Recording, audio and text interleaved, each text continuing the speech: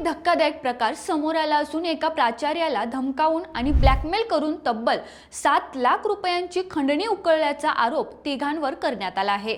या प्रकरणात एका पोलीस उपनिरीक्षकासह दामिनी पथकातील एका महिला पोलीस कर्मचाऱ्याचा आणि आणखी एका कर्मचाऱ्याचा समावेश असल्याचा समोर आले आहे।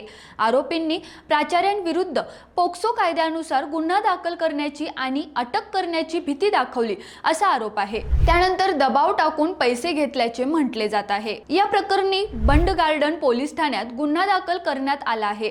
पोलीस आयुक्त अमितेश कुमार यांनी या प्रकरणाची तातडीने दखल घेतली असून तपास सुरू केला आहे। आरोपींपैकी अजित बडे सध्या सायबर पोलीस ठाण्यात तर सोनाली हिंगे शिवाजीनगर ठाण्यात दामिनी मार्शल म्हणून आणि सुदाम तायडे शिवाजीनगर ठाण्यात कार्यरत असल्याची माहिती समोर आली आहे। या घटनेमुळे पुणे पोलीस दलात मोठी खळबळ उडाली आहे। रोकठोक महाराष्ट्राला सबस्क्राइब करा आणि बेल आयकॉनवर क्लिक करायला विसरू नका।